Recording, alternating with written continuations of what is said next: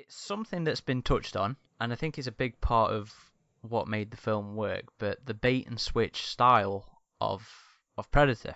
So Xenomorphins mentioned that cover. It doesn't give away the design of the creature. It doesn't give away the monster.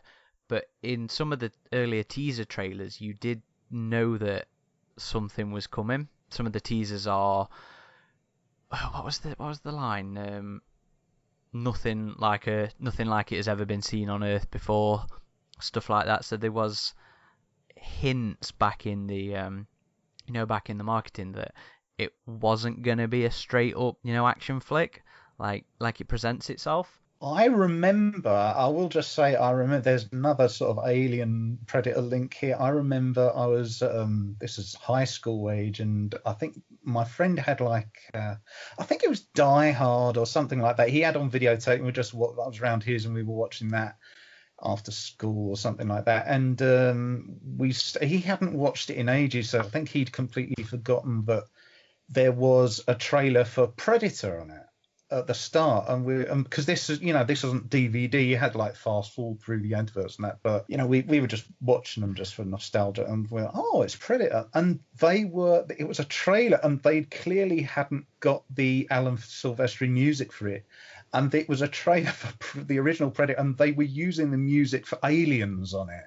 And it's a very surreal. It does change it, but the atmosphere, even though it's the exact same visuals, the same dialogue, the same sound effects, but it's all done with the music of Aliens. It's a very weird thing. But before that, I had never seen any advert, because that's another thing. These days you will see advert, but of course when I first saw Predator at that time, I hadn't seen any adverts for it, nothing. But when I did come to see the first ever advert for it in much later on, it was with the music of Aliens on it. It's sometimes you do get that, and it's and again that's weird, because I think Die Hard itself, at the climax of it, has an unused track from Aliens. It's the Hyperspace and Escape track that wasn't actually used in Aliens, but it was a James Horner track that was done on that. So sometimes you'll have these little things. Wasn't Die Hard John McTiernan as well? Yeah, that was it his was. second That's big true. movie. Yeah. Oh, fuck. This is all like one shared universe now, Die Hard.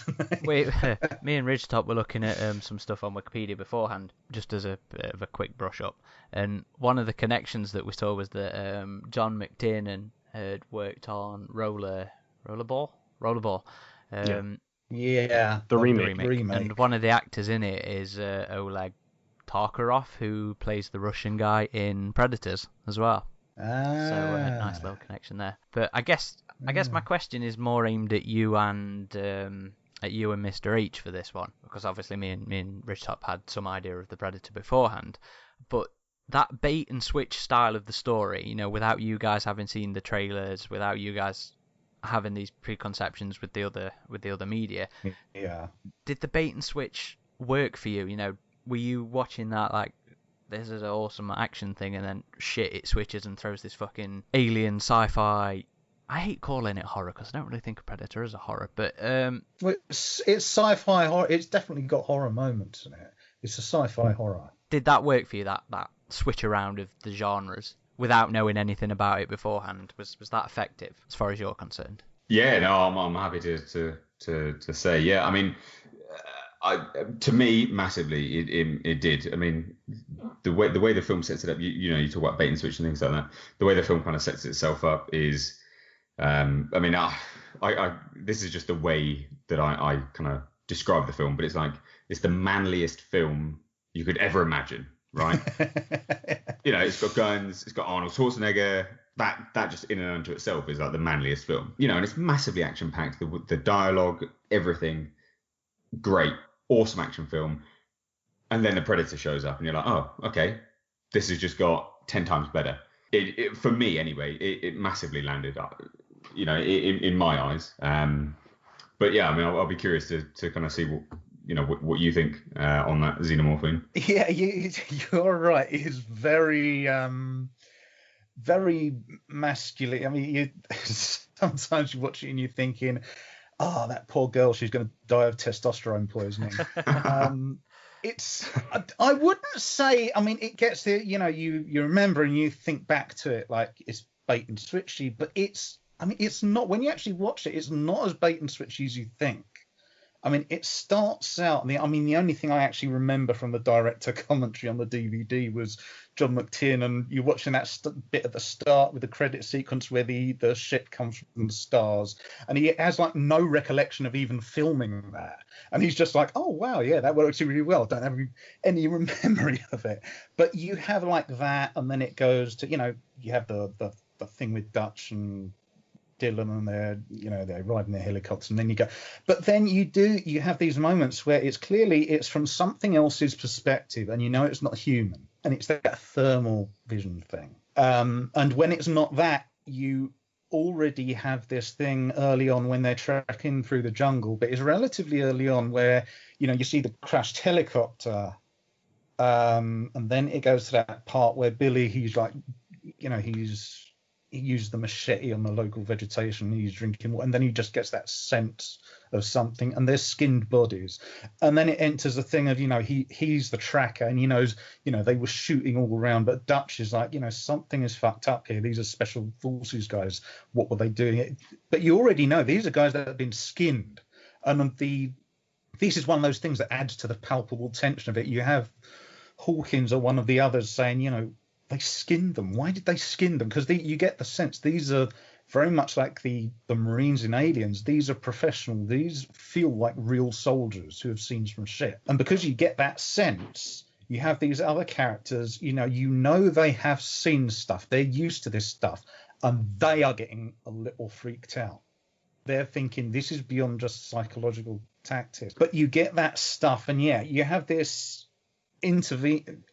this moment where they see the hostages, and actually that part where Dutch uses the binoculars and you see who he thinks is the American diplomat, and the guy shoots him in the head. That is actually really well done. That is quite serious. He just drops those binoculars and he looks away, and that is quite on the nose, because you just see this guy. He gets shot right in the head, and you see the blood come out. It's not. It doesn't feel like a special effect. This feels like, an actual situation. You have that action scene, but then again, that ends. You have Billy, he gets spooked. And you have that, the music plays a huge part in this film. You have Alan Silvestri doing those kind of like tribal drums just underneath it that makes, as he's looking around, and then he decides to, run off and join the others after all the carnage has happened. And then you have that thermal vision shot of it going down, and then it picks up the scorpion, and it's replaying the stuff that Mac and Dylan have just said, over here, and all the rest of it. So you have this stuff that's actually interlaced. So it is, like, from a psychological point of view, it is actually prepping you. You're realizing it's something else. You're realizing, hey, there's this thing. It's not just like, a fisheye lens or something, Alien 3, I'm looking at you. And it's something where, it's a head-up display. It's done that little audio strip that came down on the side, and you think, this isn't just a creature, this is something that's using technology. And you're given these little hints and hints and hints along until the part where, you're having Billy getting a bit spooked, and you're having the girl. I mean, later on, you have that beautiful part where nothing actually happens, but she says about like the translation, we've been in the village, and sometimes things take these men, and sometimes they're much, much worse, and we call them the demon who makes trade. That really gives you chills, and nothing actually happens there. But way before that, you have, Billy he's definitely seen something. The girl is like, she starts getting a little bit off later, but by that point where you first see this thing, you're thinking, okay, this is there's the creature here, it's coming in, it's not human, and yet you're thinking to yourself, okay, you're going to see it, what the hell does this look like? But then what do you see? You don't see anything. It's literally just this prismatic shimmer in the air. And like a part of you realize it, because it's done in like partial slow motion, I think, at that point. And you'll realize as it looks at the girl, and it just, you see from her perspective, it's just like this. You can tell it's a shape, but you don't have any idea of features. It's in that respect, it's like playing on Lovecraftian themes, I suppose. And then they take that body away, and then they ask the girl, "What did she do?" The jungle came alive and took it. And you realise, as the viewer, that's how she would interpret it as someone who's grown up in a village over there. She's thinking, it looks like the vegetation is moving, but you're realising, wait, this is a thing that's using technology.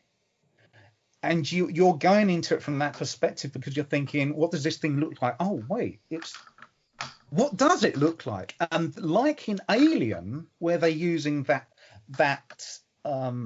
technique to keep the mystery of the creature alive, in here you don't need shadows. It can be walking around in broad daylight, and you just don't get a sense of anything other than it being humanoid. And that is a really great hook, because you've seen it, but it's like a mental cocktail. You haven't fucking seen it at all, but you've seen what it does, what it's capable of. That plays in beautifully into the whole show but don't tell thing.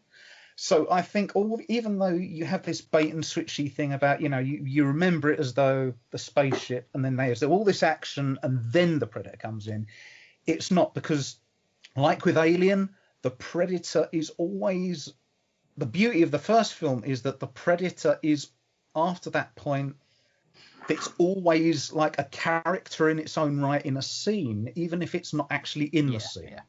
Even if the characters themselves are not yet aware of it, at that point you're seeing from its point of view, and it's playing a character, and it's hinted gone,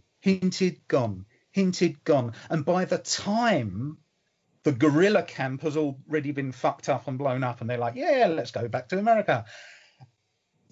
And they're all just talking about, it's hot as balls out here, man. And that is the only thing they think they've got to worry about. We know that it's actually that we have already seen what it's capable of.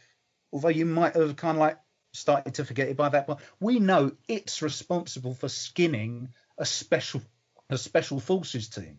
So we already know this is not just a run-of-the-mill, alien monster kind of thing, especially for that age, the mid-'80s. We know it's doing that show but don't tell. You don't have to have a scientist going, we've discovered it comes from the planet, whatever, and it's breathing nitrogen. That stuff's immaterial, because as the film goes on, it becomes like semi-mythological. So by the time it moves into the point where it is just the alien creature, we've already had it teased to us in just the right doses that we're kind of like starting to get hungry for. Yeah, it's not so much of a surprise. Where is it? And when it gives you, this is what it is, you think, I'm given the emotional reward. This is what it can do, but I still haven't seen it. I think it's technological, but what is it doing? Suddenly your mind goes off in all these directions. If you're not aware of the Predator and what it is. And of course, as the film goes along, it gives this mythological status to it, where the girl talks about her stuff and Billy says, we're all going to die here. You get the sense his people, his Native American people, they might have encountered it before. It's got that undertone to it. And of course, as Mr. H said, that scene later on where it comes out the water, that scene is, although you're aware, because it's had the earlier scene with the medical stuff and all those medical tools, they're beautifully, I don't know if they were pre-existing stuff or they made them up, even though by that point you have kind of seen the thing briefly for the alien creature. That scene when it comes out of the water and you see it like it's electrically sparking and its equipment is fucking up. It's actually wearing equipment. This isn't just a creature in a suit, a man wearing a creature suit. This is a creature wearing equipment. And you see its gun, and its gun is like a remote control. And at that point, you realize you're like Dutch with the if it bleeds, we can kill it. You realize, this is a flesh and blood thing. And it's just that Arthur C. Clarke quote about any sufficiently advanced technology will indistinguishable from magic, and you get that feeling. But Dutch, he doesn't realize he's invisible from it. But you can tell he's observing like a soldier. His instincts are coming into play. He's doing like a semi-reconnaissance of what he's seeing. He's taking mental notes. But you, as the audience, you're taking mental notes. At that point, you're going, yeah, this isn't a demon, but it will fuck you up like a demon. But because of the music, you still have the tribal primal stuff coming forward. But it's really not as bait and switchy as you feel. It's just that by the time you see the Predator dispatch the first of the team, that's when you're no longer interested about, guns and grenades and that. You are hungry to know what this is. And it's given you, this is what the thing can do, but then it's snatched away. And so at that point, it's played in just the right doses. Like you don't real, but when you rewatch, you realize, yeah, you're seeing the vision, you're seeing the little things. And again, even when you're not seeing it, you're seeing like when the girl sees this neon green blood. She doesn't actually tell anyone, but you as the audience see it. The Predator is playing as much of a character in these scenes, even when it's not physically there. And I think that's one of the beautiful ways this film has played out in terms of structure. Yeah, definitely. It's kind of similar with Alien. There's just the omnipresent threat of the alien that's always there and with the characters, even when the creature itself isn't present.